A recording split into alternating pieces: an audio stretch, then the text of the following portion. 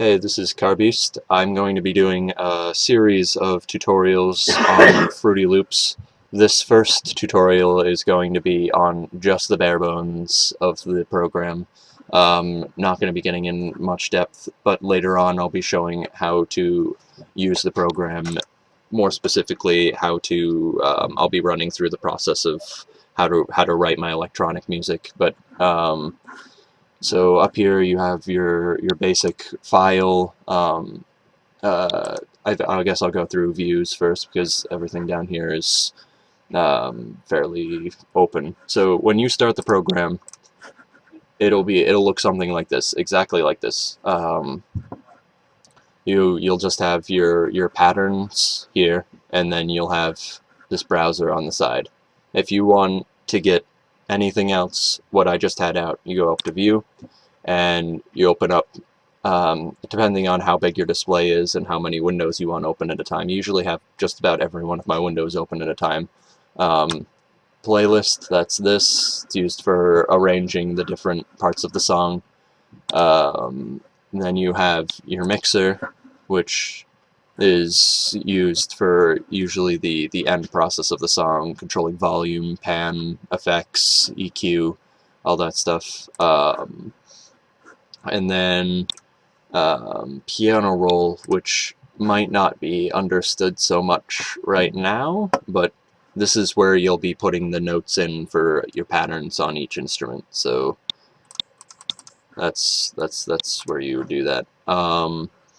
Over here you have edit, so you've got randomize. So I'll start in file. If you were wanting to export any of your stuff, this is very important.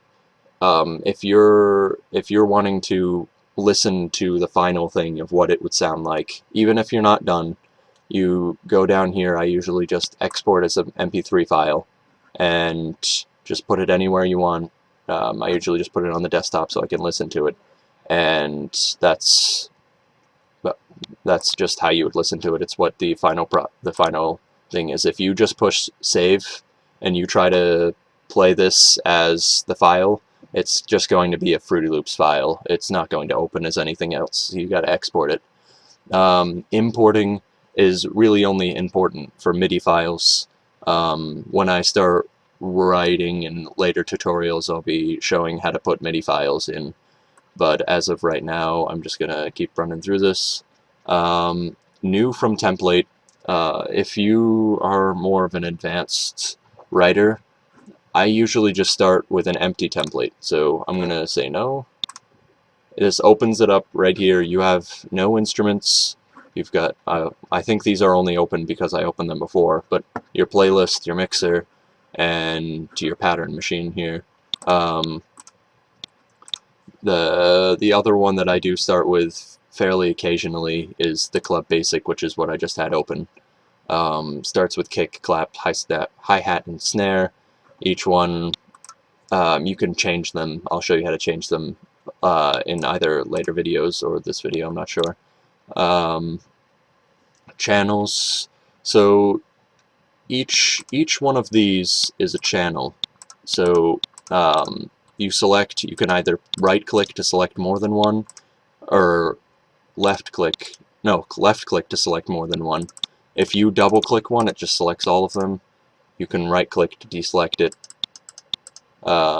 If you just select one of these, it'll open it up and just select that. It's very important for inputting different instruments into each channel. So if I wanted to, say, add, instead of this kick, I wanted a different one, I would go into, I would not go into here because that's for adding instruments. What I would do is I would open up packs, and these are all of the packs that came on the program. I haven't added anything. If you have a different version of Fruity Loops 9, then you might not have these packs. But Drum Kit 1 is just your basic drum set, rock drum set.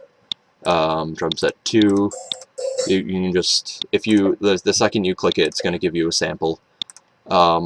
the ones that I use is Drum Kit 7 because it's more of your electronic / dubstep track, because this is a very bassy kick. But so that's what I'll be using. If you wanted to add that to the channel, you would just make sure it's selected, and then right click, and you'd say send to selected channel.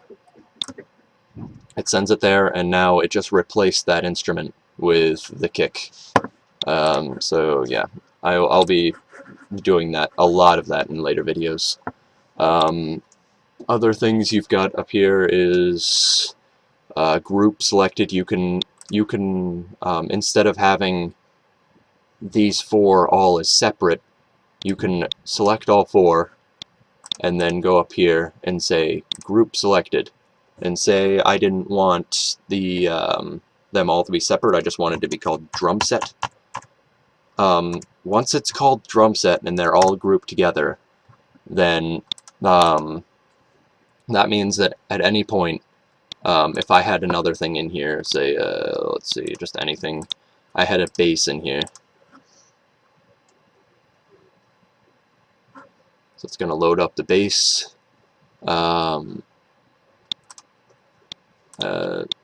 So all since I had drum set selected, it put the bass into drum set.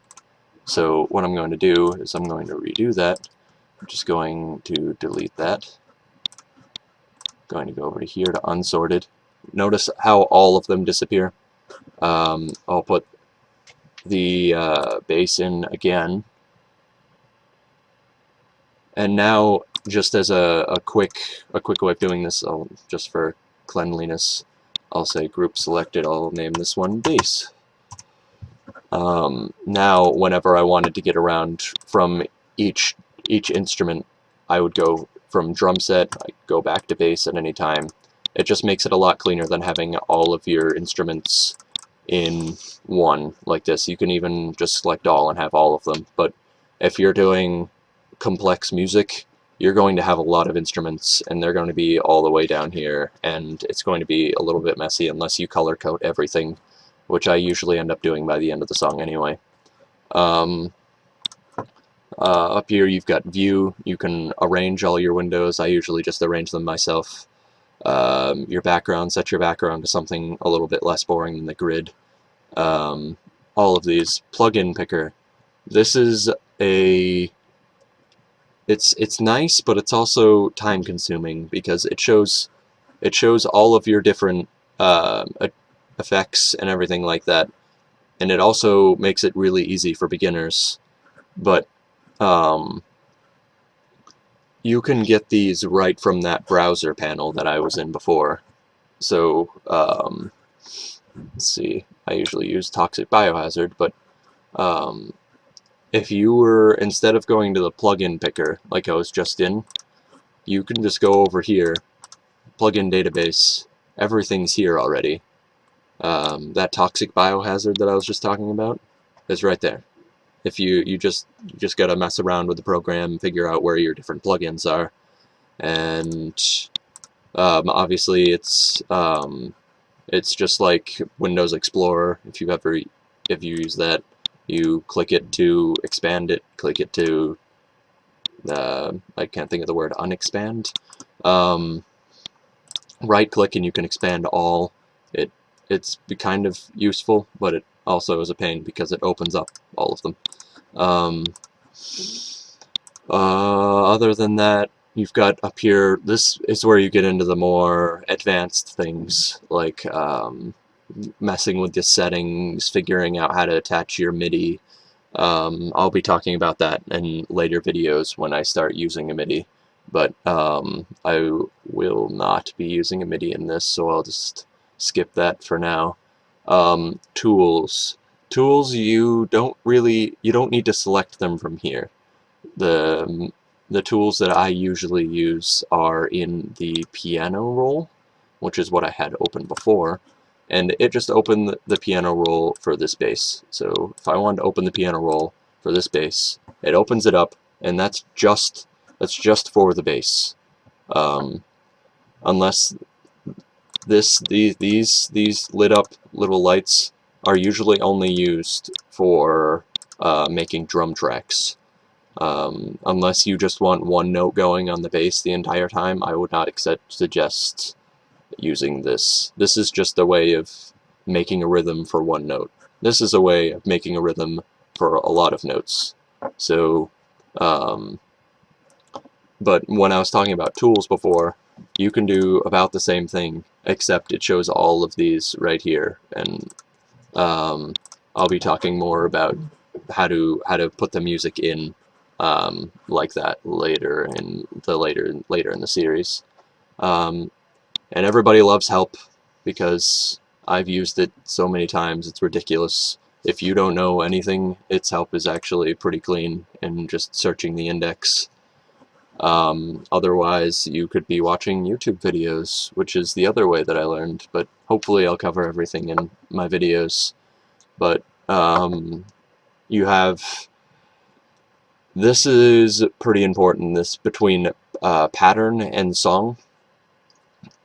If I were to write, I'm not really going to go through it right now, but if I were to just write a simple, it's going to sound like crap just because I don't know what I'm doing, but so that'll play through the pattern over and over again. This is one pattern. Notice how it's called pattern 1. If I want, so I'll pause that. When it's on song, it's going to play the song. Notice how there's nothing in the song except this, which doesn't really matter. I'll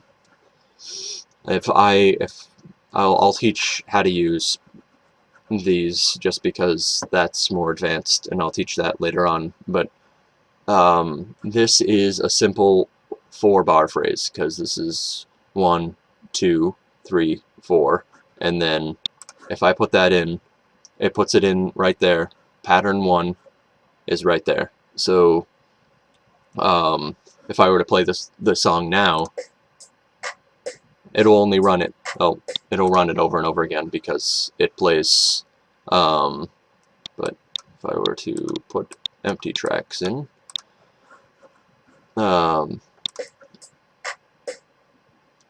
it only played through it once because I only put 1 of pattern 1 in. It's just playing the main automation, which is empty right now. So get rid of those. I want to change this to 1.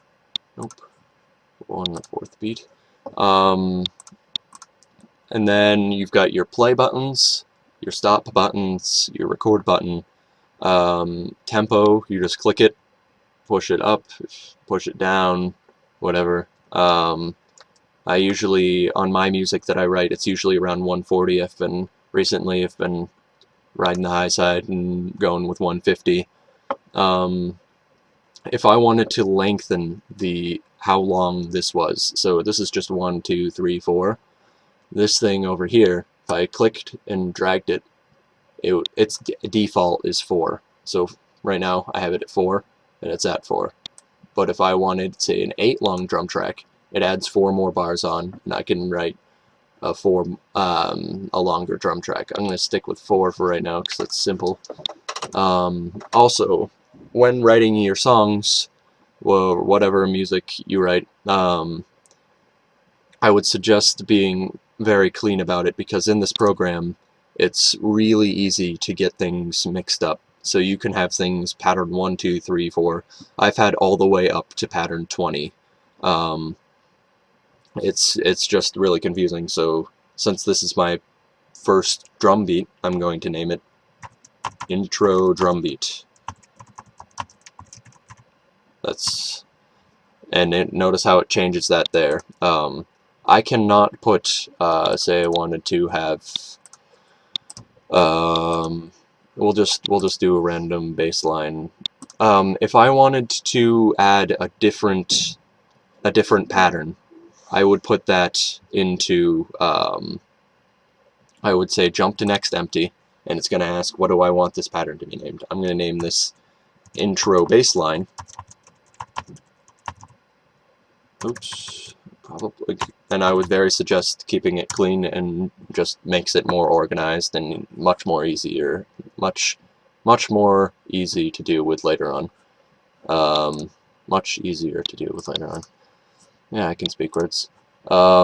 So it automatically changes to intro baseline. I could go back to the drum beat if I wanted, and it brings it back, or just go back to the intro baseline, which has nothing in it right now. Let's see.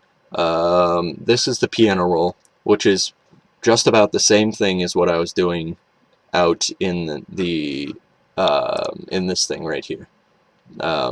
It's got slices down the middle for the quarter of a beat, and each dark line represents a beat. The only difference is that instead of having just one note, you separate it up into pitches. So the default, I usually set, the thing that I did before with the magnet is the magnet sets it to just a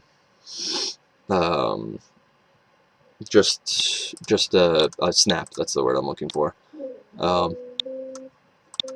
And you just write your music out of here. For anybody that writes music outside of this, that would be a quarter note, and you just I'm just going to write a really simple bass line just so that you can hear it along with the song. It's going to be really simple, so don't judge. And then if I wanted to, that you just drag it and you pull it out. If you've ever used GarageBand, yeah, GarageBand, it's about the same in GarageBand. So that would be for that. Notice how it replaces this with what the line looks like. You can't see the lines or anything, but it's really useful if you're just searching through trying to find the right one. So I have my intro drum beat, and then I cannot put my intro bass line. I cannot put that there. It will not accept it. I don't know why it's not. Maybe it is. There we go. I cannot put this bass line here because it's in the intro drum beat line. I have to put it there. And notice how I made it fairly long. I made it 4 bars long. So if I wanted both to go at the same time, I would just overlap them. It's really simple. So since I got into the patterns, other than that, that's your simple. Oh, also to change the pattern, you can just go up and drag up to go to your different patterns, or you can just go through here. I usually go up through here to choose them. The other stuff that's up here is you've got your CPU monitor over here playing the track. You've got your so you've got your levels here, your waveforms there. This, if your computer's really bad like mine is, you really have to watch the CPU meter, because if your CPU just suddenly spikes, then I would suggest saving, because my computer has crashed a bunch with this program, and it's not the program's fault, it's just time for a new computer. Down here, you've got your metronome. You just click that on and off. It'll do simple drum beats just to as a metronome. All the other stuff is what I'll be covering later on when I plug my MIDI in, but if you notice that the keyboard shortcuts aren't working, it's because it turned the keyboard into a piano. So right now I have typing keyboard to piano keyboard, which means that it turned my keyboard into something that can play the bass like a piano. Not the best. I would suggest having that off, just because you can put it in just as easy by going into the piano roll. And other than that, yeah, countdown before recording. If you're a recording artist and don't really use it for the electronic samples, I would suggest having that on. I'm guessing this isn't. Oh no, I guess I can't say that. But if you've ever used GarageBand before, I think GarageBand always gives a countdown before you start recording. And since it says what would you like to record, it's very nice. It asks you a bunch of things. It's pretty straightforward. I'll be talking about that stuff when it comes to the MIDI. And then all of this stuff up here is what I said up here. It's just in bubbles. But yeah, that's the basic setup of Fruity Loops Studio. Stay tuned for the next episode because I will be going more into all of this stuff. If you have any questions, comment below, or you can PM me, or even email me at thecarbeast@gmail.com. Thanks for watching.